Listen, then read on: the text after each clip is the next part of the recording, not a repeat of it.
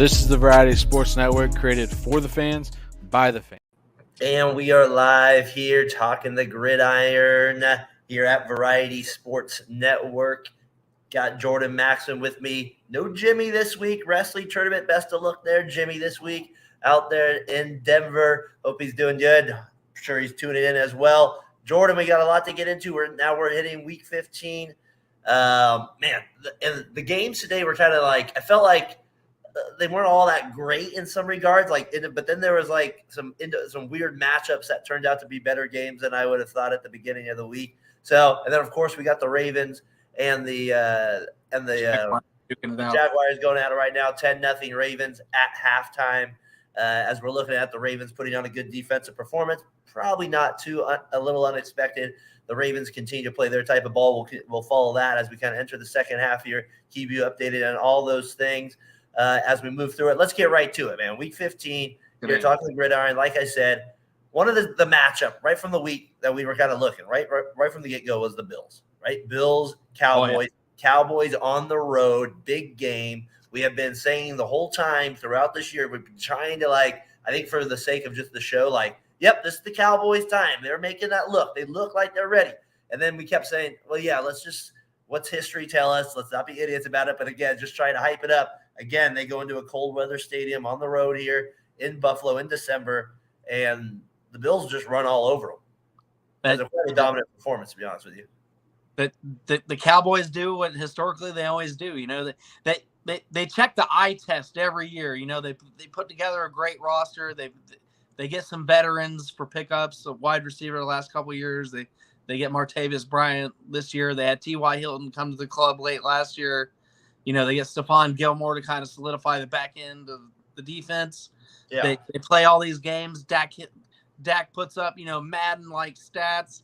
And then they run into these late games, and kind of to quote Jimmy, here comes BCS Dak, and we, nothing shocking here. I mean, I'll be 100% honest. The Bills came out fighting for their lives, and Dallas kind of acted like they were in the pilot seat with nothing to fight for. So. And that's the thing is the Bills. So they get the win at Philly. They get the win at KC. Then they win this one at home versus Dallas. Obviously, I feel like those other two carried more weight than this one, to be honest with you. But the way they won it, and if they're starting to run the ball like this was always the question with them. They couldn't run the ball at the beginning of the year, and it feels like Allen always has to make a magical play. And again, he only throws for 94 yards, but he gets his rushing touchdown, gets his one touchdown passing. But again, if they can do that, that changes everything about them. Oh, it does. It opens up the whole playbook. Now you can get play action. Now we can get Stephon Gilmore on the post routes. It just instead of Josh Allen's scrambling for the lead rusher week in, week out, it changes their dynamic. And how long can they sustain it? We finally didn't see Josh Allen make that, but I call it the boneheaded turnover late in the game. Not that it would have mattered because they were so far up at a certain point, but he played a really clean game. We'll see. I think, his head coach has been on the hot seat all year. He's kind of been in that conversation. Do they push him out? Do they keep him? So I think that this was the exact response you needed the last month of the season. Just Philly, here, KC, which we'll touch on later because they don't look like the Superman that we're used to seeing. But do you remember my what I compare them kind of I felt like if they could get to an Eli Manning type Giants run, where they kind of started slow, they finished 10-6, but they have all those momentum entering the playoffs. I feel like that's what they're capable of. My guys over at the other sports show podcast I always listen to, Big Bills guy. So they're on there. So I always love that. So and there's Bills Nation out there, and Cowboys Nation has to go to at Miami next week. That's not going to be an easy game. Now we're looking at the Cowboys, a little struggle. That opens the door back for the Eagles. Yeah, the Eagles on their decline and struggles and everything that's happened in their locker room. It might be the medicine the doctor ordered, but it just what a tough schedule for the Cowboys too to finish the year. Yeah, I mean At Buffalo, at Miami. That's two tough ones to finish. And Miami kind of looks like they got it back together. I mean, they lost Armstead for a little while at the left tackle. They had some knick-knack injuries. Eli Apple kind of filling the role of at the defense, which you can't step into his shoes. No. He tried, but they got their defense back. Jalen Waddle looks amazing. I mean, he looked healthy today, filling in just fine with no Tyreek Hill on the board. Didn't look like they missed a beat. So yeah, Miami's really caught my eye. So where are you with Buffalo now? Like, are you feeling like, I mean, right now they're still a 9 seed. You know what I mean? So yeah. Just a real quick one more answer. Are they getting in? Yes, I think you gotta trust them all. Somehow, I think the tree shakes and they get in, and I think like you touched on kind of perfectly comparing them to the Giants run under Eli in the run game that they got together back when, whether it was Brandon Jacobs or Tiki Barber beforehand. That gets hot in their defense today. I believe they have 7 sacks total. That's something that they haven't produced in a while, and the back end Pryor looked like the Jordan Pryor that we knew from a couple of years ago, playing the safety position. They have a lot going for them at the right time. I think they sneak in. That was more than one word answer, but yes. I think. Yeah, no, I get you. Yeah. So, anyways, that was one of we had to start their game of the day. Just a lot on because if the Cowboys win a game like that, that really changes our conversation tonight and the way we're viewing them, and the way the nation is viewing them, and the way media is viewing them, and just the way the MVP is viewed. That's the one thing that's a big one for me, is how the MVP will be viewed.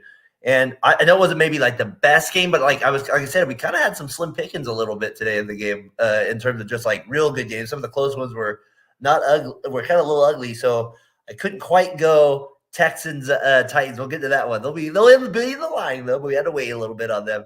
But this one I just found interesting because I know all week the topic's been like, okay, McCaffrey, Purdy, the MVP. And I know you talked last week. We talked, I know, extensively about the Purdy angle. Maybe he shouldn't be in it. So I kind of want to avoid like that. But like what I more want to get into is like, I feel like people are not really understanding what he did, how he's opened up this offense for them more than he's getting credit for. I am in the CMC should be MVP crowd more if we're going to pick it. Like I have the question here to you, like who will win it? Who should win it for you? But I do think there is this part where, like, in the same way McCaffrey's being disrespected, Purdy's being disrespected too. Like if you watch the games, like he legitimately makes like plays for him. He's not just some like bum out there like feeding the system. Like he has to avoid rollouts and like he makes plays. You saw that firsthand, even though it wasn't his best game. But like you probably saw some of that too in him. I don't know. I feel like in the midst of trying to talk him down, we're kind of underestimating what he brings too, though. Yeah, and I think, I've been guilty. I'm a guilty one of kind of talking down. But you look at the prime example was the NFC Championship game. He went out and there was nothing. Yeah, there was no answer. I mean, they went quarterback after quarterback, which kind of, you can't get consistency. But I mean, you look back at that and the revenge game this year that. As much as they want to say it wasn't personal, it was very personal. Kind of going back to the Godfather moment. When Al Pacino gets punched by the police captain, he's like, "I'm gonna go get him." Sonny, it was personal. And so do you have McCaffrey then as the MVP?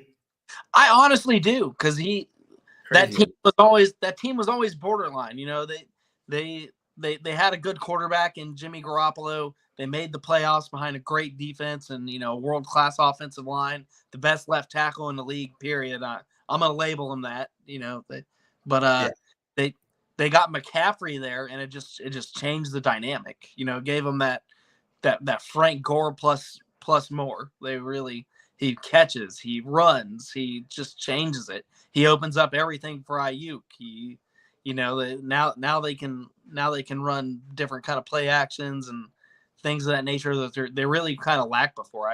I say you got to give it to them, because without McCaffrey, where would they be? They're still talented, but I mean, would they be top dog in the NFC? I honestly I don't think so. They'd be a great team, but they wouldn't be where they're at without him. It just feels like every time he touches the ball, they're getting 6 yards. It's just like every time, like at minimum, like he just has a way of like avoiding tackles. His running style's a little unique. I feel like he runs a little high knee at times. And like he's very smart. you can tell like he really he understands what he's reading out there on defense, how to set up, and then it's his ability to catch the ball is just second level. Like today, he's wide open, he's able to catch it, fall down, get back up, and score a touchdown. But I kind of lean towards him as the MVP too when I watch the Niners play. But I also see a lot of stuff out there where I'm just like, Purdy's not as bad as some of these people are making. He's not a system quarterback. He's not. He's better than that. Like I don't. That's just how I feel watching him play. I'm not a big Niners guy, like where I'm going to support him usually like this. But I think maybe it's after seeing Garoppolo in that system. It's after seeing these other guys in Shanahan's system, and then seeing his like ability to escape at times. I mean, and like you got to say, like he's still young in the league too. He just finished, like if you look at it, his first year in the league. So I feel game of the day there that deserved it. I wanted to get into that MVP take. That's going to be a lot of the talk the last 3 weeks. We talked about Prescott with it. He took himself maybe out of it after today's game, but of course, 3 weeks left. He has a big game next week. He's right back in it. Other game of the day here, oddly, I was kind of watching this one a little bit more around the house. It was just a weird game from the very beginning. The way that the Browns, their offense was absolutely pathetic the first half. You could not have a more pathetic offense except for that catch the tight end makes in the back of the end zone. That was just spectacular. David Njoku is really a few weeks under Flacco. And I think you look at, Flacco's time with prime Todd, tight ends like Todd Heap and everything that the Ravens kind of produced when he was there. It's not shocking to me that Njoku's numbers are going way up. And that's not anything away from Amari Cooper and company who are just as talented and have been doing it for a long time. But, Njoku has never been really utilized. And they even made a trade for Atlanta's tight end. The name's slipping my mind. And a lot of people had Njoku on outside in just 2 years ago. So it's paying big dividends having Flacco around. Were you watching the game at the end of the first half? Did you watch the end of the first half by chance? I did catch bits and pieces. My daughter was playing some basketball, so if you go, I'd be curious if you rewatch it as you said, defensive coordinator with your side job here or whatever. If you know what I mean, the last minute it was such a weird. The Bears had the ball at the 3-yard line, so they're 97 yards away. There's like 58 seconds left. They have one timeout, I think. The Browns and the Bears are on their 3-yard line, so the Bears run it for like 3 yards, and the Browns call timeout. And then next thing you know, the Browns run it again, or the Bears run it again, and they get 25 yards. And then the Bears were able to get close to field goal range. It was just a weird defense. I don't know. I thought maybe it was weird strategy, knowing that the Bears could have just took another knee and it would have gone right to halftime, opposed to just letting it run out. They decided to call a timeout and almost set themselves up worse to give up points. And if they had a better kicker, the Bears, I'm pretty sure they would have gone for the field goal. But it was a weird play. If you go back and watch the last minute, I'd be curious to get your thoughts if you checked it out after that. It was weird for me because, and I know analytics have a huge impact on the game where 5 years ago it almost exclusively didn't. I feel like somebody somewhere gets paid to sit in a chair and say, go use that timeout. That's kind of that was my mindset. I could be completely wrong, but somebody told Cleveland to take that time out. To me, that was weird. I get they were on their own 3. Maybe Cleveland was thinking they could cash it in for 3 points if they're able to get the turnover. But something you see a lot, both on a college and NFL level right now, everybody, it's like when you get to the 2 minutes, 50 seconds, 1 minute, everybody sits back in a prevent defense. It drives me wild. That's not you. To me, you got to be aggressive. You're allowing these underneath throws. You're allowing these out of bounds throws, or something. You're dropping back so many guys. You're rushing 3 guys that a draw play will get you 15, 20, 25. Kind of outthink themselves. They kind of outthink themselves, don't you think? Is that right? Like they kind of they're like always kind of going off. I'm just like I remember I fell asleep for half an hour, then woke up for it. I was like, and I remember thinking, what are we doing? And like it was just, and it almost cost them. So, anyways, but at the end of the day, the Browns pull it out. They win another one. The Hail Mary in that guy's hands. He had it right there. I can't. Darnell Mooney dropped that for as many balls as he's caught in the last 2 seasons of producing 1,000 plus. That was shocking. I mean, anything gets picked off his leg. Did you think? I'm not really sure what to make of the Flacco thing. I was kind of joking that it was like the replacements thing, where he's kind of like Tyler's joining us here a little bit, talking a little Joe Flacco here with it real quick. My final thoughts on it is it's kind of funny that it just feels like that the Flacco from the replacements. Is he back in it? So it's just kind of I don't know. It's kind of funny to me. But and he's somebody. I'm not saying you guys kind of downed me on it, but I felt like I got a little cold shoulder. I kept telling people, he threw for over 1,000 yards in a bad Jets system and a bad Jets year. And I think it's been personal for me, Jordan. I'm kind of Flacco for me has always been annoying. I think that. No, I'm a Natty fan. I'm AFC everything. I watched Joe Flacco for years and years and years be successful and be unsuccessful. So to see him in the system though, it fits him perfectly because the Browns, with Nick Chubb, the run game's unbelievable. But even with Kareem Hunt and Jerome Ford, it gives them enough to where that's what Joe Flacco is used to. Okay, he's got a good tight end here in Njoku. He's got a solid receiver in Cooper, and he can make that. And he's got an awesome, almost Ravens-like defense behind him when they're on it. I know that they're still secondary a little bit, but the Browns are 2,000 more Ravens. Are they better with Flacco than they are with Watson at this point? I think they are. I think what did Watson win some games? Yeah, but I think it looked worse. Watson never really looked like he was in rhythm with almost anybody, and that's somebody that I'm not a Browns fan, and there were times I was like $100+ million for this, and it produced you kind of abysmal results. I think Flacco. 375 yards this week. Yeah. 290 last week, 315 the week before. I mean, those are incredible numbers at his age and what he's producing. So, what Watson throw for those kind of yards for Cleveland? I'd have to go back, but I don't think we'll find it. Tyler, like I said, not funny. Flacco or Watson there with it. It's kind of funny. He does look a little better though, T. I'm shocked by it. I don't know if we ever talked about it, but I would have given you the cold shoulder. But Joe Flacco sucks. And he's proven me dead wrong. He throws for 374 yards. I did not see that in him. He's turned, you mentioned, Njoku into a stud tight end where he could barely hold on to his own gloves before. I'm very impressed with what Flacco has done. Njoku's turned into a Vernon Davis type tight end. It's how physically opposing he is. They kind of run similar too, huh? Yeah, they're huge. They both wear 85. They both have questionable hands at times. And then, the running game is great. And if Nick Chubb was back there, it would only be better. But they're still getting the job done. So, I'm impressed with what Cleveland has done these last couple of weeks with Joe Flacco. 9-5. They're holding that down that 5 seed there, right? They just keep people updated here. 10-0. Third quarter. People talking the Gridiron tonight. This is worth a watch if you're watching that 10-0. So be sure to tune in here. We had 11 people in at one point. So that was good. Good. Do you think Joe Flacco turned down the Jets when Rodgers got hurt, or was never offered because he was like you mentioned, he was playing for the Jets? Do you think he just flat out turned them down? I haven't heard any rumors of that, but you'd think the Jets would have given him a call. You would have thought maybe he didn't want to go back there too. Maybe there was something he didn't like about the team. Maybe solo with it. Real quick, T, on your thought on this, I want to move on. I only got you for about 15 more minutes.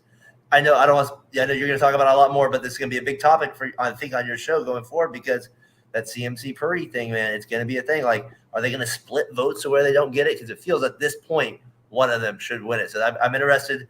Make sure you tune in this week, people. Make sure you tune in. Tyler, sometimes I don't hype up the show enough. I know, so I'm going to do it this week. Make sure you turn into the TMB podcast. I'm sure they'll go over the MVP talk with Purdy and CMC dominating the Cardinals today. In a win that I remember I was at my uncle's house today and they were at 26-14. I was like, oh, they're going to win this. He's like, well, you never know. I was like, I'm pretty sure they're going to. I feel pretty confident. I was a betting man. They're going to win this one. I did bat an eyebrow when I saw the early score because I didn't even think Arizona was going to drop that many points, but it ended the way it was supposed to. The Niners were missing their 2 D tackles. They could not stop the run at all. But the offense proved worthy of what they have become. With Christian McCaffrey's the best offensive weapon I've seen with 49ers since T.O. And he might be even better than that. He's fun to watch. He's always open. And he runs with this weird, style that is just effective. And he can break everything at some point. It can go, and it's crazy. It's what form? Unbelievable. What form? He runs very upright. It's almost like a cartoon character almost. So what he does with it. I had the Texas two-step there with it coming up next year. Then Tyler, like I said, I know you're going to get into the Niners game a lot more, so I want you to be able to talk about that on the TMB podcast this week. That's a little right. What do we call that? A tease, right? We call that in the business. Is that it? Are we doing that? We dipped our toes. Exactly. So, man, you can't see me. What was it? My son's grandpa found out for the first time who John Cena was this week. He was stunned. He couldn't believe it. Mark or Bob? Mark. My dad knows who he is for sure. I got to get to this game for my guys out. Shout out my guy P Shark, taking a little break from LBR podcasting. If you know Tyler and I, that's a pod that we kind of got started with in the game. So he's taking a break. He does a lot of stuff with the Memphis Grizzlies full time there with covering them. And I know he's a big Titans fan. He was like one of our first guests. We had him on after that. I remember it was the Bills at Titans Monday night game like a couple years ago. So shout out to our guy P Shark out there in Memphis, Tennessee. But unfortunately, the Titans try to rub it in their face with old unis, and it comes back to backfire. And nobody else but Case Keenum comes in and gets the job. And I was like, who the heck is that guy when I first saw him? And then, just like, and then the Titans, like this quarterback, what did Phil Simms say at halftime? He said that him and Vrabel are the same. He said they're kind of like meatheads. That's what he said at halftime on the show. He didn't mean it like necessarily, I think, as a diss because they were winning at the time. But he's like, they're perfect for each other. They're both meatheads. So Levi's and Vrabel, and I'm like, I don't know. Will Vrabel survive? I guess that's my biggest takeaway from this game because that Stroud didn't play. The Texans, we've talked about them a lot. I feel like the last couple of weeks with them, like kind of hanging on. I kind of just real quick with the Titans, like though, is it time to move on from Vrabel? Has he not shown enough? Do we need to give him more time with a rookie quarterback? I don't know. They blew the lead today. Tyler, what do you think of that? I think it's time to get rid of him. I don't think the Tennessee ownership group will get rid of him. They seem to love him. I mean, they were worse even last year, and with less talent. Levis at least gives them a breath of fresh air. You can at least hang your hat on. Oh, we have a young guy who can make plays at the quarterback position, which is something Tannehill could give you once a game, once every 3 weeks, once every 2 weeks. I don't know. I don't think they'll get rid of him. I think they should. The Texans seem dead in the water since they've lost their Tank Dell and the other Nico Collins. It's not the same. Even though they beat the Titans, but the Titans just are, I don't know. I don't believe in either of these teams going forward without Stroud, especially you would fire Vrabel though. He would be done. I would fire Vrabel, but I don't think he will be getting fired. What do you think there, Jordan? That's a tough one. I would honestly fire the GM first because I never understood the AJ Brown trade. Oh God, that was terrible. Yeah. Nobody understood that one. That was just one of the worst. You're right. That was awful. And I don't think he's necessarily getting the boot because you kind of look at the midseason trades. They traded Bird over to Philadelphia. So you're getting rid of a lot of your veterans, both clearing cap space and sending guys to win somewhere else. So that kind of felt to me like the attitude moving forward was this year was kind of going to be a dud year regardless. I'm shocked they're keeping their running back. I hope they free him next year so he can actually win something because he's given it all. He's given it all and then some. So, and he's not going to have too much left the way he runs. That and I feel like he's already kind of lost a step a little bit, or maybe it's just the team. Anytime you get ankle surgery, a play to put in your ankle, play put in your leg. He got screws last year and still played in the playoffs. Fair enough. I think he'll come back around. Maybe he just needs that McCaffrey trade. Out of Carolina, go to a winning team, get rejuvenated. Winning fixes a lot of issues. And that Titans offense just leaves a lot to be desired. It's so vanilla and boring. I don't know what they do. I do like the uniforms they wore today, though. Did you like? What did you think about them wearing it on that day, though? The hue was that cold? Was that unnecessary or not a big deal? I thought it was a statement. I thought it was an ill-advised statement. Maybe it was from the ownership. The ownership thought they were further along than what they really were. And then Case Keenum, they beat lose to Tyler. Good old Bud Adams. I think whoever wins between that game should get to wear it in the next one. Like the Texans should get to wear it in the next game. I think that would be great. And That'd be like a good the call. Apple Cup in Washington, or like one of those like fun rival. Like whoever wins the game before gets to wear the like baby blue Houston Oilers jersey. That's great. But I want to touch on, you Tyler, you said that they were kind of boring. They've always kind of been that way. I agree. They've always been, Chris Johnson, doesn't matter if it's Derrick Henry, Chris Johnson, whoever's running the ball, run the ball really well. Get some wide receivers that can manage a few downhill throws when you need it, and play good defense. Even back when Albert Haynesworth actually played, they've always kind of been that way. You always look. That's always been the idea of the Titans in my book. Even when Steve McNair was driving us all crazy with some outrageous end zone celebration kind of early before the prima donna days, but. I mean, we have Jeff Fisher at the helm. You're not getting exciting football. And that reminds me, I had that down as a note here for this week, as you bring up the old Titans names. Like, it's funny because I always tell people, like, out here, one of my best friends was a Titans fan, like randomly just one of those people so I always was kind of up to date on Titans news as I was growing up. But Wycheck passed away. They kind of honored him this week with the sticker on his helmet. Obviously, I don't think of Wycheck more than just the first down stuff, but it's that play against the Bills. And it's just, that's one of those iconic plays that you know where you're at. If you're a sports fan, you kind of knew where you're at watching the game, and they obviously honored him. So I wanted to bring that up just today because with that they had Earl Campbell there as well today. But Tyler, for us that game is always Rob Johnson. That's what the game is for us. Like it's always, because remember they had Flutie the whole season, and they absolutely before the playoffs they started Rob. Week 17, they start Rob Johnson, give Flutie a rest. He plays pretty good. And back then, we used to not be so politically correct, and we called him the fruit with the headband. He came in for Flutie, and then he got the start. Wade Phillips got talked about, or the owner, I guess, went over Phillips' head and said he's starting Rob Johnson, and the rest was history. Karma's a bitch. That's about as boneheaded as when the Bears started Rex Grossman over Kyle Orton, who got him to the Super Bowl that season. So I just. Very that kind of stands out in my mind when you guys say that. Devin Hester could only run for so many kickbacks for. All right, yeah. That was an electric beginning to a Super Bowl if I ever did see one. So. Oh, that was That's after that play, it's not as good as Super Bowl after that one.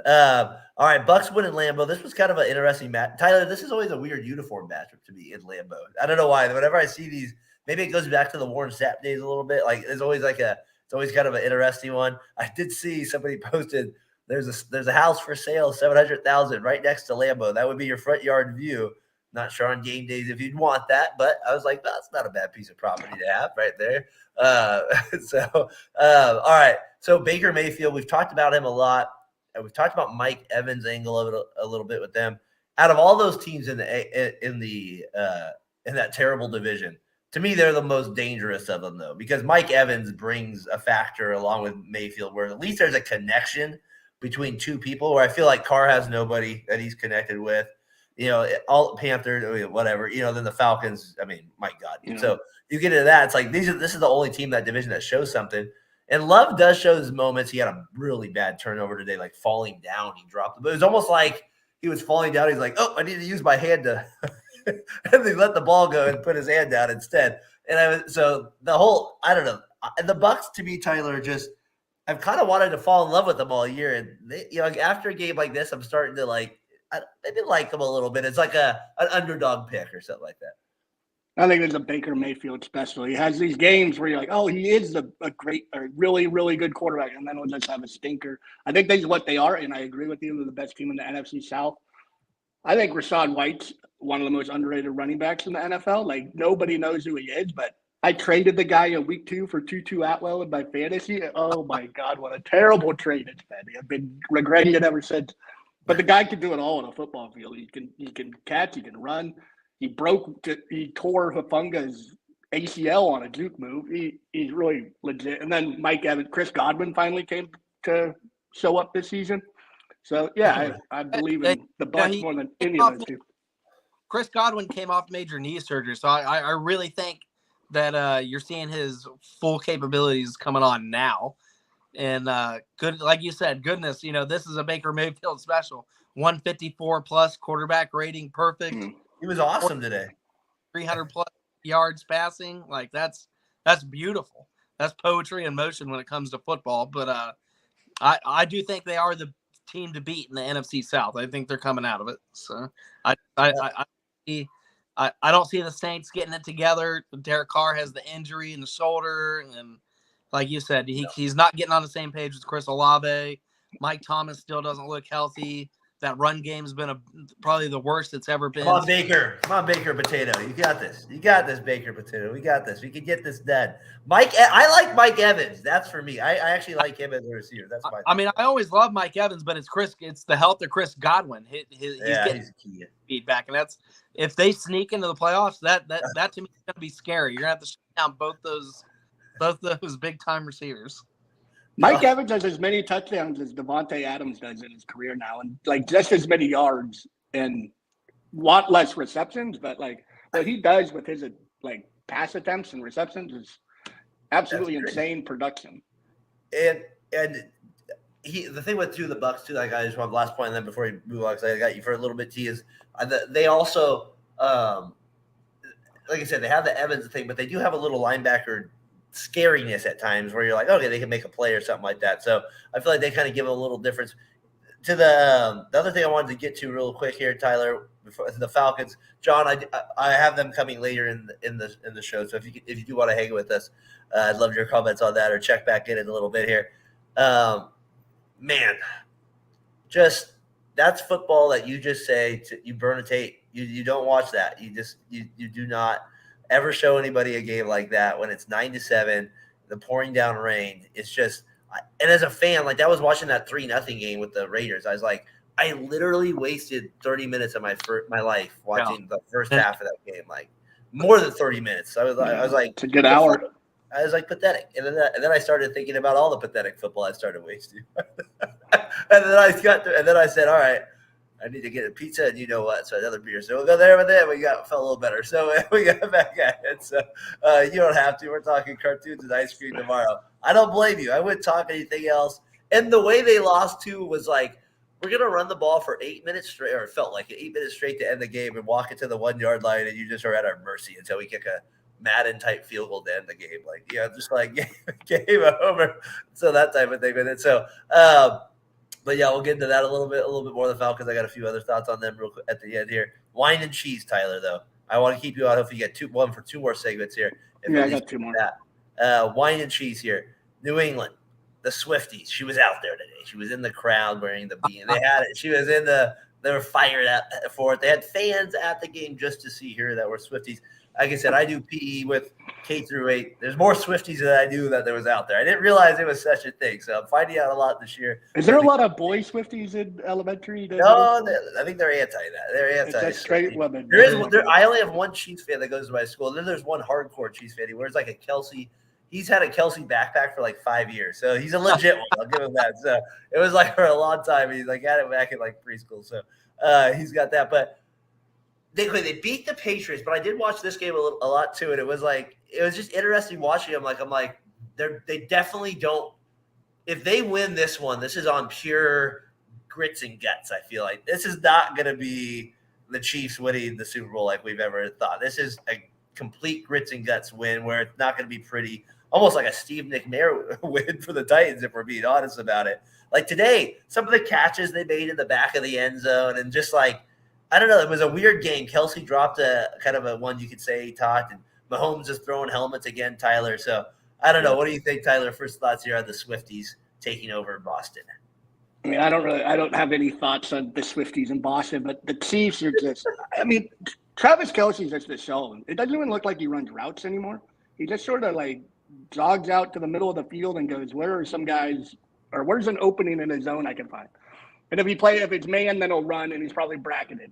So I still think he's good, but I just feel like there's weird, without the weapons on that side. Like Tony can't catch the ball. He gave a ball to the New England defender today, and that's when the helmet throwing happened. The Chiefs are it's like a big fat mess that Patrick Mahomes never gets the ball out on time anymore. He like says hike, waits for something to break down to get. That's the only way a receiver can get open anymore. Yeah. It's just a mess. The defense is good. They gave up 17 to New England, who's an even bigger mess. Crazy to think that a Bill Belichick run team would be this uncoordinated. It's insane. But yeah, I don't believe in I don't even believe in the Chiefs anymore. Like I don't think that offense is good. I think it's terrible, except for Patrick Mahomes. I wanted to ask you: do you think if they had to do it over again, they would keep Hill at all costs? No, absolutely. Right, and just figure out the defense as you go. Right, like because remember that was the issue. Their defense was kind of really suspect at that time a little bit. Like it had some like holes in the and then Hill just wanted to be the highest paid receiver, and now you think about it, and you're like, well, you have the best quarterback ever. Why not give him the best weapon ever? You know what I mean? Like in some ways, I understand that they would be weak in other areas. But Hill, I don't think anybody, except for I give you a little credit, you did believe in him more than I did at the time. Hill is a game changer when he's in there. So beyond a game changer. So I think if the Chiefs had to do it again, they would just keep him at all costs and figure out the defenses as they went. Because Andy Reid with him and Kelsey for the last 6, I mean, my gosh, I don't know. What do you think about that, T? The offense doesn't do motion anymore. Like they used to do all this like trickery, mismatch, like motion stuff, the little flips and little shovel passes. It just isn't there anymore. No imagination. Andy lost his touch. Jordan, what's going on there with the Chiefs? I don't think necessarily Andy lost his touch. I think the Chiefs just lost their talent. I mean, you look at there was a time they did have JJ. They did have Tyreek Hill. They had all these other weapons that were just like they had a prime. God, goodness gracious! But the running game was way more dynamic, and you just as they won like any good winning team, and you look at the end result of New England, you win. You don't get the draft. You don't get the high draft picks. You got to reinvest whether in a quarterback or certain positions.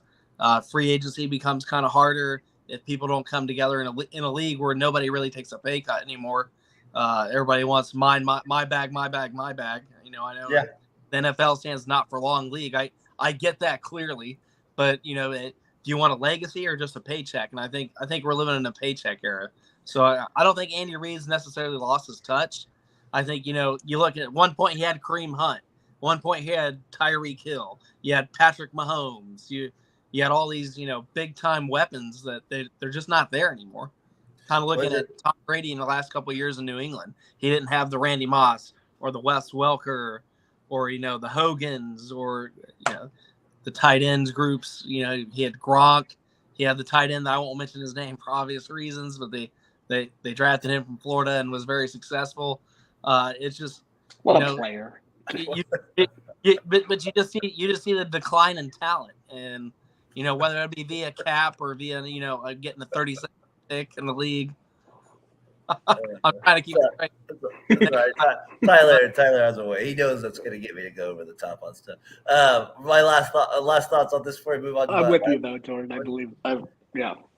No, I hear you on that. And the thing too with this is with the KC is we kind of, like I said, for the first time, it looks like they're going to have to play a road game, maybe in the playoffs. Looks like it. We'll see if that actually comes through.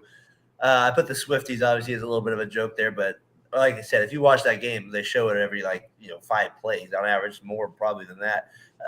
But we'll see what they do. They just don't look the same. Do you think that him losing his playoff spot as an announcer had anything to do with the speculation that he complained about the coverage on Taylor Swift?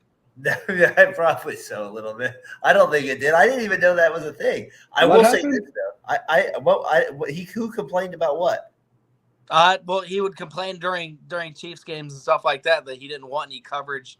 Oh, gotcha. And NBC just tossed him from the playoff coverage. And there's a lot of speculation that it was because of him arguing with the producers about how they were presenting the game. Who said that? I don't like the Chiefs even more if that was the case for that reason. I feel like the thing with the thing too with the whole Tyler brought it up is Kelsey hasn't been the same. I feel like he does look a little hurt, something's kind of up with him a little bit too. But they don't have the weapons like we talked about. We'll see how they make it through if they win this year. Like I said, it feels like they're at the end of a run. So you know what I mean. So it feels like next year is a big year for them to kind of get back into it. All right. So my last hire, Tyler. Then we'll get you out of here. Ravens 10, Jaguars 7. just give people a little update there on the show. All right. As we get to it, Tyler, last thoughts. This is where I wanted to kind of keep you on for this final one was, all right, the Raiders. The Thursday night part, I'm driving home from this game I'm coaching, and my buddy's like, hey, what do you can you believe it? They're up 42-0 at halftime. And I was like, yeah, all right. Kind of thought he was messing. The Chargers? Yeah, I mean, I still didn't think 42-0. I just didn't think that was the Raiders. They got shut out the week before. so I'm like, oh, I guess the Vikings. I'm like, I was like, all right, yeah. He's like, no, I'm serious. They're up 42-0 right now. And then he's like, 10 minutes later, he's like 49. I was like, what is going on right now? I was like, if this guy doesn't get fired. So finally, on Talking the Gridiron, we could say, Brandon Staley, you have been fired. Not if you're going to get fired. We can finally, as we've started the show, I think since the first day of this show, I feel like it's been a topic. We can finally move on from that name. My gosh, if you're a Raiders fan, my dad, he's like, you're gonna watch it. I'm gonna keep it on tape because I was like, I didn't get a chance to watch it. He's like, nope. There's so many good plays. You're watching this game. And I was like, all right. And there was some fun, the best one being the guy that picked the ball off, reading the screen, just a ridiculous play, Jack Jones on that play. But other than that, the Chargers, though, Tyler, I wanted to keep you on kind of for that, just because you were a Chargers guy, a couple of years ago. I feel like they still have the talent there to be it. And finally, Staley gets the can job. How do you feel about this team and just moving forward? I know it's the Charger mystique, but the Raiders 49-0. Oh my God, it's a rough look for the Chargers, that's for sure. I think firing Brandon Staley was definitely about time. I wouldn't have fired the GM. I actually think the GM was pretty good. They have talent. The depth isn't there. It's pretty terrible. But he brought in guys who are actually good, all over the field. He just needs more depth of adequate. Not the lower end players were terrible, and people could take advantage of it. And when Herbert got hurt, I think Herbert deserves a little more credit for keeping this team actually in games after watching that game and watching Easton Stick. I don't know how he didn't become a baseball player instead of a football player with that name, but it's a mess, and it's about time. Good for the Raiders. I'm glad the Raiders. Is Aiden O'Connell your quarterback next year? I don't think not. I mean, I don't think so, but there is some positives I like about Pierce in certain aspects. His offensive imagination, I think, will end up costing us too many games at the end of the day. But I do like the fact, I told my dad this, and Jordan, you know me. I actually kind of say okay, we have a little bit of a defense. I actually kind of said that thought to my head this year. I was like, we actually kind of look like we maybe make plays for a change. Is that actually possible? We've had bad games too, don't get me wrong, but Tyler, for the first time, emotional tears for defensive effort this year. And that, for me, that's a massive deal. And I give the white guy a little credit there from the Steelers that came over, Spillane, my guy there. He's not the best, but he at least isn't a dummy at the middle linebacker position. They've gone through so many guys that just no idea how to read defenses. The tight ends abuse them at all costs. It still happens once in a while, but Tyler, for me, that's the biggest takeaway for me as the Raiders. I'm like, we actually maybe have some players. This Robertson guy I like at cornerback a little bit. So I'm like, all right, we maybe have some guys there. So, and we'll see what happens with Crosby. Hopefully, we won't keep him. But how's Tyree Wilson look this year? I've been trolling you all week, so I was going to ask this today. What's with all the Marvin Lewis talk, and even showing him in a Raiders, knew that was coming. Showing him in a Raiders hoodie on the sideline. It is the creative imagination, because Pierce is having him in on offensive meetings and defensive meetings. How much is that being fed through? It's funny that if he would be in on the offensive meetings, because wasn't he a defensive coordinator? Yeah, he was a defensive coordinator for the Ravens, but he also he put together a lot of the offensive pieces in Cincinnati when Chad Johnson, Henry, and Houshmandzadeh were in their prime, along with Rudy Johnson. A lot of that came from Marvin.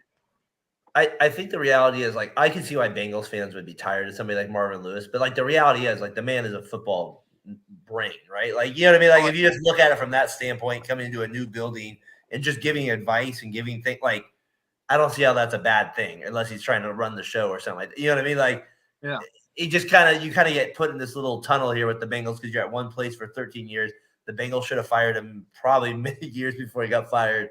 But he, to their credit, in some ways they hung on to him. I don't hate that with coaches sometimes, that they actually give him a chance to like do it. I know you would with the Bengals, but no, I never truly hated him. There was a lot in the locker room that he couldn't control. That there was a lot of, I still call it cheapness from Mike Brown before Katie Blackburn got in the position that she's in. A lot of our attitude problems were, bargain barrels. That's fair. Guys like Pac-Man Jones that couldn't stay on Dallas, couldn't stay on Tennessee. Had major attitude problems. Cedric Benson couldn't stay in the Bears because of his attitude problem. Tank Johnson was the same way for the Bears, constantly cut from other squads. Who was the middle linebacker that was a psychopath on the Bengals? It was pretty good. He went to the Raiders. If Vontaze Burfict, Burnett, right? Yeah, perfect. If and I met Vontaze Burfict in person. I was actually a guest for him the second time I came back from Afghanistan. I got tickets. As a person, Vontaze is great. If he would have played in the league 20 years ago, we would be anointing him. He would be saying, "What would have been on that Madden cover?" He was psycho. I think the game evolved past what he was used to playing and seeing. So, well, I think Marvin Lewis came from the Ravens when he was dealing with Ray Lewis. He said, "I like a little edge to my best players on defense. We'll take it. We'll take our chances." And it just escalated into something that was uncontrollable, and the NFL cracked down on all that headhunting stuff. And yeah, that was the end of that for Marvin Lewis. But back to the Raiders, I think it's a good thing to bring in like a guy who's been in football for 50 years to talk. But does he get a job? I'm not saying head coach, but does Marvin get a job for the Raiders next season, in your opinion? He'll have some sort of job. I don't think he'll be on the sideline though. Not as like an offensive defensive coordinator. I think he'll be something else like in that regard, but like I don't think he'll be on. I don't know. I just think he'll be an advisor. If anything, that's what I think. I think that's where he goes with it. But we'll see. The Raiders, at least, like I said, showing some life on defense for me that matters. Like, trust me, for me, that actually, I'm like, that's a soul position. You need guys that are going to play max out. And my gosh, a turnovers like the Niners, like you get helmets on football people. I like it. I like to see that. So that's good to see. So we got the Ravens 10-7 here as they're kind of driving here against the Jaguars. Tyler, thanks for jumping on for a little bit, my friend. Absolutely. Join us for a little bit. TMB podcast later this week. TMB this Tuesday, we'll be breaking down the 49ers, and we'll be previewing the 49ers Ravens, and we're going to get into game manager talk. I know everybody wants to hear it, especially from 49ers fans. I'm sure it's been annoying enough. My Twitter has been going crazy based on just that sentiment. But thanks for having me on. Tuesday night, TMB on Variety Sports Network. Thanks. Last thought here with you. Yes, you got the thing there too. TMB with it podcast. Also Tuesday night with it, you have Brian. Brian will be on, I'm assuming, as well. Yes. Okay. Better be. Yeah, he better be with you. We'll see what Brian. I'm sure his confidence is off the radar now. So it's always funny the moods with your co-hosts, right? With those Niners. So it's a great show. Be sure to check it out. They do a great job there with it. Tyler. First time I ever talked to Jordan, Brian came in hot. He was not happy, but I was not happy with it. So, all right, so you have a good one, man. We'll talk to you soon. Thanks, guys. All right, later. All right, let's get to your team real quick here. Saturday showdown. We'll kind of get to the third quarter of the pod here with it. Move through it here. He shines again right at the end. It looks like he's going to be a no-show. It's Jake Browning. And then he wakes up a little bit. Chase though does go down. That's the bummer from the game for sure. You guys had a couple other guys go down as well in the game. So DJ Reader's a top 10 defensive tackle in football. Thank you. I could think of it. So you guys lost a lot of guys. You did get the W though. Like I said, you're ahead of the Bills still at this point with them. So I like our guy Browning. I feel like I need a beer after the game. That was one of his quotes. So right after, so I thought that was great. And, he beat the team that beat him 2 years ago. So that for him personally, obviously that's going to feel good there with it. So Browning shines again there for the Bengals. Your Bengals hold on. Your thoughts there, sir, on the Bengals 8-6 now? It's still kind of abysmal on the play calling. Browning looked amazing against the Jaguars. We called a lot of screen games. And honestly, the way they started the game, it was very similar. They tried to call the same plays over and over. They tried to get the left to right screen game going, and it just looked scouted. Browning was holding on to the ball. With the offensive line gives up 5 sacks this week. I credit about 3 of them were about over 3 to 5 seconds. Browning is holding on to the ball abysmally long. Just I don't know if he's not seeing it. I don't know if the pressure is just getting to him. But sometimes he threads the needle and you're like, holy shit, pressure gets into his face. He makes the play. And other times it's just completely different. So I feel great about it. The injuries definitely, how long is Jamar Chase going to miss time? Losing our defensive tackle reader. That's huge. That's obviously you mentioned your defensive tackle, but I know you have Higgins, but man, he's the man. Can we talk about the Inspector Gadget play? I mean, just literally the ball and extending the arm. Everybody's doing the Looney Tunes Michael Jordan, but it was that was amazing. And I think to a degree, losing Chase will kind of help Browning throw to other people, because there are plays where he's dumping it throwing it to Chase when T's wide open in the middle of the field, and that's something that my Twitter blows up about. Browning wants to make money in the league. He wants to make. If I throw to this guy, he'll have my back. He's a good. That's not a bad business move, though, Jordan. That's not. It's not a bad business move, but when I get you. I know what you mean. From a team perspective, in a shell coverage, you got to get it to your playmakers, and that's the difference between him and Burrow. Burrow doesn't care who. Burrow spreads the ball out. He doesn't care if it's Irving. He doesn't care if it's Hudson. He doesn't care if it's Drew Sample. Browning's got to get in tune with that, and hopefully the play calling will get better. That's been my biggest issue all season. We left 6 points on the board. It's 3rd and 2, and we're in the red zone, and we call a gadget play again for the 2 out of 3 weeks. We give it to the tight end to throw to somebody else completely not open. It's just when running the rock with Mixon is what got him down there. I mean, they were on a 9-play, 75-yard drive up until that point, and it almost cost us the game. Honestly, we kicked 3 and we should have got 7. I don't know. Zach Taylor's got to cool it with it just drives me crazy. I mean, just the absolute plays that he calls. I don't understand it. It's not our identity. We don't do it. We haven't done it since the Sanu era. Yeah. He would throw the ball, 80 yards downfield to AJ Green. That was something else. But hey, at least the one thing you have about your team right now is this: you lost your starting quarterback. You're 8-6 still. John's team, to his credit, 7 points can't beat the Panthers. So John, I feel you on that one for sure. So your Bengals, they get the W though. You got to still, at the end of the day, Jordan, a W is a W. You take it. A W is a W in the AFC North right now. I mean, every team's above 500. I know the Steelers dropped to the 10 seed. You move on and you take it. Bengals are locked in at the 6 at the moment, but it's a lot. I hope they continue to evolve the play calling around Browning's strengths, and just enough of these calls, enough of these. No, I hear you. The gadget plays can be frustrating there with that. And if they're successful, I'm even frustrated if they're successful. But it's just, that's fair. I hear you on that. That's fair. And so you guys get the big win, though. You're still 8-6. You still hold a playoff spot at this point. Let's keep it moving here. Jared Goff, he gets the 5 touchdowns against the Broncos. They kind of get back to life a little bit there. So they kind of, it's good to see that. Good for them to kind of, but I still have concerns with Goff. Like I said, I'm not, Peyton and him getting a little bit of and Wilson getting a little argument. More Peyton just yelling at Wilson. Probably Wilson wasn't doing too much back to him, but Broncos dropped to 7-7. Get Chiefs win today. That kind of gives them that little life. Big win for the Lions, though, in the aspect that they kind of just at least kind of put any halt to this thought of them blowing the division or anything like that. So at least they are where they are. They clinched their playoff spot. Good for them early. We never see that from them. So big win for them. They keep it moving. We've talked about a lot of them last week too. We also now, if we move it on Saturday too, we have Minshew. They beat the Steelers. All I'm going to say is this. The Colts are going to somehow find a way to get in this stupid playoff mix. It's going to be a game I don't want to see them play. I know it is. It's just God bless them if you're a Colts fan and your team's winning.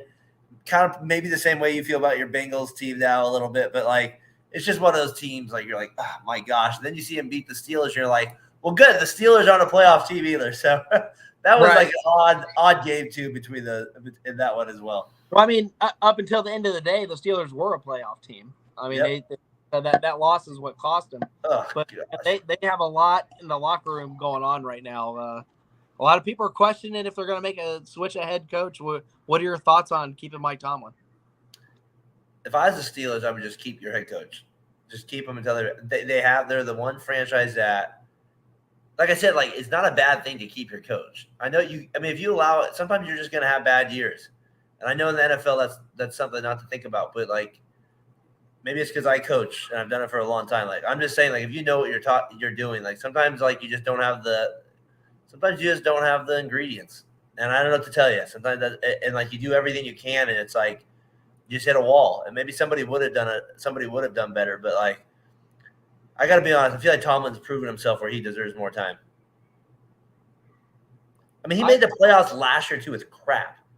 Yeah, before that, I agree with you. I do. I think Tomlin's the Colts are whooping our ass next week.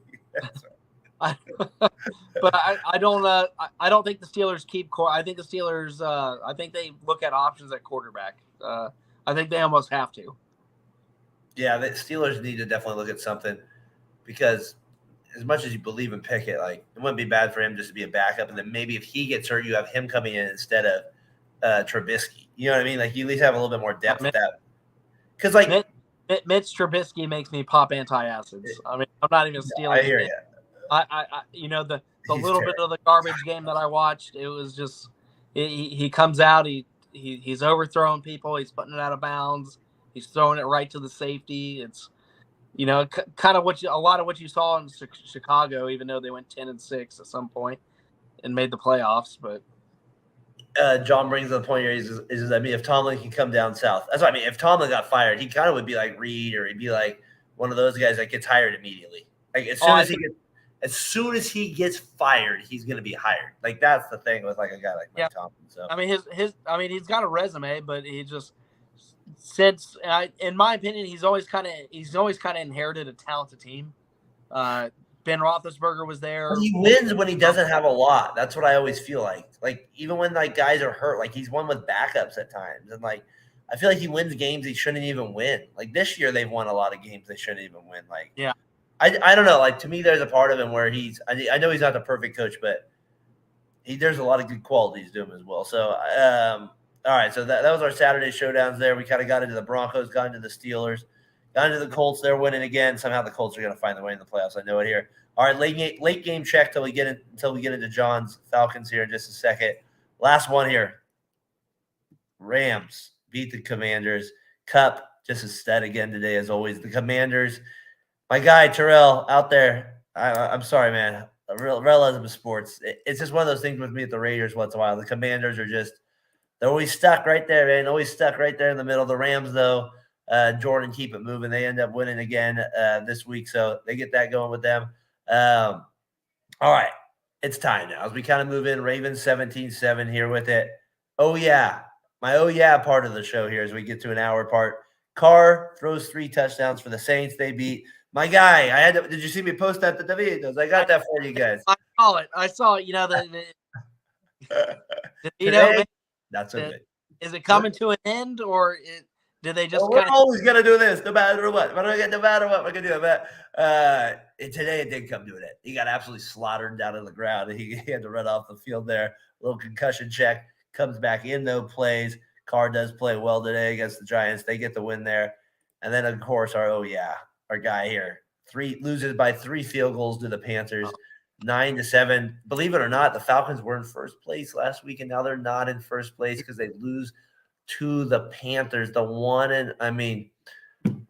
like I think even John would say this. They're not a playoff team in terms of the way they play, or Mike too at the same case. But this isn't how you want to go. You still want to see more football.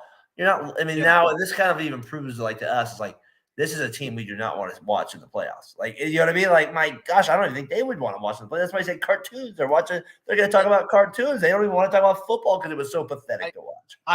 I don't even know what to say about the Falcons anymore because on paper they have so much talent. It's frustrating. Kind of reminds me of the early 2000s Bengals when they were just kind of putting the talent together and really producing. And you just look at it on paper, that they have a payroll and a defense that most teams would win 10 games with. But Ritter, I blame myself a little bit. I put Ritter up there. He throws for almost 300 yards last week. Looks good. I'm like, maybe he figured out the speed of the game. Maybe he got something going. And then this week it just, Doug was the first one to let me know about it earlier this afternoon. That's funny. That, of course Doug would do that. I don't know. Definitely a quarterback change, but I'm almost kind of thinking a coaching change moving forward. Because he's got to go. He's terrible. There is way too much talent on this team that, we're not using the running backs right. Some weeks we got Cordell Patterson getting more carries than anybody else in that backfield that you highly drafted and highly signed. And just there's too many things over in Atlanta that it's just not making any sense from any football standpoint. So I think they got a clean house. Yeah, Ritter's gone in my opinion, but Art Smith is gone. There's no way he survives the head coach. There's no way. No way. There's just no. If they pull Marvin Lewis in this and they keep Smith, I don't know. There's no way they keep him. I would almost burn my jersey. There's no way they can keep him. If you're the Saints, the Bucks, or the Bucks won't fire their coach. But you get my point. Like, if you're one of those three teams in this division outside the Panthers, you're pissed off if you don't win this division. Like, this is not a good division. This is one that you feel like you should win. Like, you know what I mean? Like, it doesn't matter. Like, this is the one you should win. And like, even the Falcons, where you're like, well, their quarterbacks are terrible. Everywhere else, they're pretty solid. So it's like, you feel like they should be right in. The quarterbacks just can't get the job done for them. They cannot throw the ball. And the play calling is what it is with them too, where it's so predictable. It's like, all right, the fullback's going in motion left. They run left. It's like, what are we? There's just like, there's no like imagination and all. And maybe that's to Ritter's fault as well, but I don't know. I know they only lost by 2 and they would have won, but it wouldn't even been a great win if they would have won 7-6. It's not a win you're feeling good about. No, if I'm the front office, I mean, I don't even know what they're waiting on. You got to start making. Fire him now. Maybe see if it makes a difference. I would fire him now to send a total message to the locker room that no job is safe. Well, maybe you give a coach 3 weeks to turn it around. Like, maybe they get hot or something, just to make the play. That maybe like the Saints and Bucks lose the next 2, and you can still steal that division. It's not. I'm just saying, you're right. Like, if you're going to fire him and you actually still maybe make the playoffs, this would be the time to do it. Well, I like you said, with lack of creativity, lack of motivation. Somebody's I don't know the whole story. I'm not a huge Falcons fan. I am tracking, as much as I can, because like I said, on paper, it's just like, it's terrible. Because the preseason, when I looked at the roster and I looked at the final cuts, I'm like, oh, this is Atlanta's to lose. Even with what I said too. Get Ritter to game manage just enough. You got that wonderful defense. They took our safety from us. You signed him to a mega contract. He's playing. He's been good for the Falcons. What's up? He's been good for the Falcons. Oh, he's been amazing for the Falcons. He has a couple pick sixes. He's top 5 in his statistics. What's his name again? I'm forgetting though. It slipped. Jesse Bates. Thank you. Yeah. I knew the Jesse. I couldn't remember the Bates. Thank you. Yes, Jesse Bates. He's been a stud for them. Playing lights out for him, man. And that's the one that hurt the Bengals the most, that Le'Veon Bell and Jesse Bates leaving. They're still trying to recover from, because Bates was a signal caller. He keeps everybody where they're supposed to be, whether they blow the play or not. At least everybody's in the right position. But it's just amazing. Even I don't know. That's just I really thought the Falcons would be a 10+ win team this year, and my mind's blown that they can't get it together. My guy John here, Out of Your Falcon Mind. Be sure to check them out. Just an amazing podcast. I never would have even thought I would have cared about some Falcon stuff, but John, you and Mike have done it. I do like the Falcons a little bit now. It was a little turn for them, a little peek looking at how they're doing a little bit once in a while. And yes, the fact that you've had to watch all those 22 reviews, John, you're not going to get that time back. I'm sorry about that. You're not going to get that. I'm sorry about that. It's like when I would go to Raiders games and watch Jamarcus Russell. Not going to get that time back in my life. Not going to get it back. So that's awesome, man. And just a great show. So be sure to check them out. Him and Mike do an awesome job. They are are a great show. It's been a pleasure having them on when we have had them, and I've checked. I was just telling somebody. I think I was telling Josh Edwards, like, because we were doing a baseball. I was like, yeah, we got to get them on before the show ends. So hopefully, John, we can get you on maybe before the season ends here. Dez isn't good enough to overcome Art's shortcomings. No, that's not happening either. It's gone. Yeah, it is gone. It is gone. It's gone. See you later. Adios. So his Falcons, they tough loss if you're a Falcons nation there with it. You kind of had a wimpy division there for the taking there, and they just haven't been able to hold on to it there with it. So still 17-7 here. I got Ravens ball here as we're kind of getting close to the middle of the fourth here of the show here. We'll do a standings check probably next week. Jordan kind of checking on the playoffs there with it. I was thinking of teams as we move to that, teams we could cross off the list. I'm not sure. I think the Chargers we could cross off the list. We already had them on there. So we had them. The Raiders, I feel like we already had that. We have them on there too. The only team I'm really thinking we could add is the Steelers, but they're still 7-7. So I don't feel great about doing that. I'm sure the Falcons. John wants me to cross off the Falcons. But I mean, the Steelers are in the basement. We'll make it happen, John. We'll make it happen. Do we want to do it? Do we want to pull the ripcord on John? Do you think they're gonna beat my Bengals this week and come back? The Falcons? The Falcons. No, I'm talking about the Steelers. Oh, I will never put the Steelers on this list until they're dead. Like that's a rule for me that they have proven. Like that's one it's not happening with at all. Like I'm sorry, it's not like as much as they look like they could not beat you guys. I wouldn't count them out to beat you guys like 13-7. Like I just wouldn't. Like that's just the way that the Steelers you think it's roll. Or a slobber knocker? I did some math. The Steelers are weird. I just can't count them out. So in my mind, no. The Falcons, though, John, if you're on there, would you count them out? Can I put them on the list now? Like you're a Falcons guy. Can I put them on the list of not making the playoffs? Do you feel very good? All right, I got permission. They're going on the list tonight. They're on. I think you know what? It's off a tough loss, but we're putting them on the list. We're gonna add them to the list. We've been doing this for week one. It's been kind of fun. Done. Falcons are on the list. It's done. Hey, I got a guy from Out of Your Falcon Mind, 1,000 subscribers their channel. You're telling me I'm not going to put them on. He tells me to put them on the list out of the playoffs. He's getting on the list. You got it.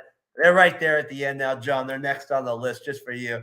Now, next week, when you say, hey, what can we remove them? I'm sorry, I can't remove them. It is what it is. But that's fine. So if they make it, we'll see if the Broncos go too. So they're on the list there. Let's see. I've been waiting for them to put it all together for 13 weeks now. So fair enough on that. So they're on the list. I felt like that was the team, though. And then we had the Packers already on there. So I felt good about that after this. Oh, wait, we were scared. We were scared for a little bit. Love started playing out of his mind. Love was scaring me a little bit. He was scaring me a little bit. So now look at the list here. Patriots, Broncos, Giants, Cardinals, Bears, Panthers, Packers, Titans, Rams, Chargers, Commanders, Raiders, Jets, Falcons. I feel good about that list for sure there with it. Broncos, though, they were making me nervous as well. They didn't get the job done, as we said. We didn't talk much about the Jets. We talked about Miami a little bit. Jets, sorry, you're irrelevant. Who you got Monday night? Seattle Philadelphia at Seattle. This one was flexed out.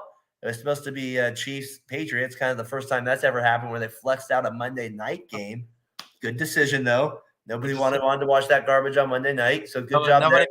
Except for the Swifties. I'm a little surprised because the Swifties, maybe they didn't keep it on, but that is what it is there with it. We already talked about them enough. What do you got for Monday night? Does Philadelphia bounce back? Great opportunity here with the Cowboys losing.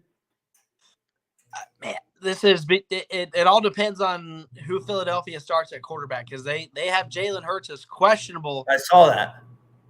He went from not at all to questionable to game time decision. So I don't know if he's going to play. That really, if Jalen Hurts is out, I give Seattle the win. If Jalen Hurts plays, give me, I'd probably say 28-24. Give me Philadelphia. And if you had to guess, you think they win by more than 2.5? I don't think they win by more than 2.5. I think Seattle's playing tough lives. I think they're going to put together a good game plan. They're in Seattle. In Seattle, the 12th man. Oh, God. Don't give me that 12th man crap. I know it aggravates you. Don't give me that 12th man crap. Even the Raiders fan. It's funny because they used to be in the Raiders division when I was a kid. It's funny. You know what I mean? Like, so I hated them as a Raiders fan when they were in the AFC West. So it's kind of funny they're in the NFC West now with it. So All right, so that's our Monday night game. Pretty good one, though. Good job flexing that NFL, getting that out of there. Game ball here. We're now at the 2-minute warning part of the pod here. Game ball this week. Jordan, you got a game ball for week 15? I'd say give me the Texans. The Texans defense. They produced 9 sacks today. 9 sacks. My goodness. They How is your offensive lineman? Jimmy Pilato, if you're out there, holy 9 sacks given up as you're a Titans fans. Wow. They did what they did what they needed to do with their starting quarterback and a lot of other offensive. I mean, it's not a good Titans team, but anytime a professional team, no matter how good or bad, gives up 9 sacks and Levis left the game under concussion protocol, it did not return overtime. So we'll see. That may affect him going forward. But 9 sacks. Give the game ball to the defense of the Texans. Good Lord, that is a lot of sacks. My goodness, I'm almost double-digit sacks in one game. Talking about embarrassing video, you're gonna have to watch next week. All right, I got my guy James Cook, 25 carries, 179 yards, fantasy football as well. Appreciate it for that. Just a great game. I mean, the Bills fed him, and he got the job done. I mean, we talked about them at the beginning of the show. Unbelievable there with it. John, appreciate you tuning in. Get some rest today. We'll get you on hopefully in a couple weeks. Merry Christmas if we don't get a chance to get you on before that. That we won't see. Yeah, definitely. So, we'll get you on hopefully after the new year there. Maybe get ready for the playoffs. They're on the list. They're on the list, John. So thank you, man. Thanks for participating tonight in the show. Much love, as always, there to you and Mike there at Out of Your Falcon Mind there. Be sure to check them out, of course, on Variety Sports Network. Look ahead real quick to Week 16 matchup here. It's a weird week because it's Christmas on Monday and Christmas Eve on Saturday. So it's a nutty week. You got the Thursday night game, which is New Orleans, Los Angeles. 2 Saturday games, Cincinnati at Pittsburgh, like you mentioned, Buffalo at Los Angeles on Saturday. The Monday nights, 3 Monday night games, Las Vegas at Kansas City. It's not even a Monday night. It's a Monday morning game for me out here. It starts at 10 a.m. And then you got Giants at Philadelphia at 1:30. Then Baltimore at San Francisco 5:15. That to me is the game of the week for me. I have the game circled because a lot of people have that as a Super Bowl prediction. So tasty matchup there. Tasty matchup. Now for Sunday though, how about Dallas at Miami? We talked about that a little bit. A big game in terms of standings because this is ones we like I said at the beginning of the year, you're not thinking much about these type of matchups. But here's a couple for you that for standings actually will matter. Okay, believe it or not, this is not a good game, but it will count for standings. Indianapolis at Atlanta. And then you have another one with it, the bigger, Cleveland at Houston, Jacksonville at Tampa Bay. Kind of an interesting one, Florida matchup there. I'm just saying in terms of actual standings, those 3 games will make a big difference. I think a lot of people, we need to really magnify the Cleveland game because that's a big game. Pulled one out and they're still in the hunt. And Cleveland has to really realistically win out. They're not going to win the division, but they have to win out to maintain that seed. So no doubt, that's a big game. Does CJ does he come back or is he going to be out? Yeah, Case Keenum, I know that be a big. If he doesn't play, that's Case Keenum knows Cleveland though. He does. That defense is tough. That defense is tough. It's tough. Doug knows that. That D is tough. They stood up a lot today against the Bears, even though they had 17. They made a lot of plays for that offense to come back. So it's like 17 points. Maybe their defense is like no. I watched a lot of the game. Their defense played the hell out of that game to keep them in that game. So. All right, 20-7 Ravens at the moment. Jaguars got the ball there right now, trying to keep the game close as we're moving into Week 16 next week. Talked about that. Our guy, Jimmy Pilato, not able to make it this week. Shout out. I hope everything went well with the tournament this week. He'll be gone next week. He's going to be gone, like he mentioned in his crew. So, Jordan, me and you will probably maybe we'll be a preview next week. Or maybe we'll do something on Tuesday. Maybe we'll recap it after the Monday night games. Or maybe we'll do a Monday night special. Who knows? We'll figure it out. We'll do something there with it. Yeah. I'm a phone call away. I'm always ready. We'll figure it out there, my guy here, Jordan. We'll probably do another show next week. Then we'll get Jimmy back on there probably for Week 17 here on Talkin the Gridiron. Tyler McGurk, appreciate you coming on, jumping on for a few minutes as well tonight, giving us your insight there. Be sure to check out Talkin the Gridiron as well. Of course, our guys over at Out of Your Falcon Mind for checking in, John and Mike, tuning in tonight on the show. Jordan, till next week, my friend.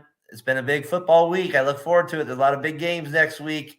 So we'll see what we got in store for next week. So for Jordan Maxon, I'm Daren Breyer talking the Gridiron Variety Sports. Peace.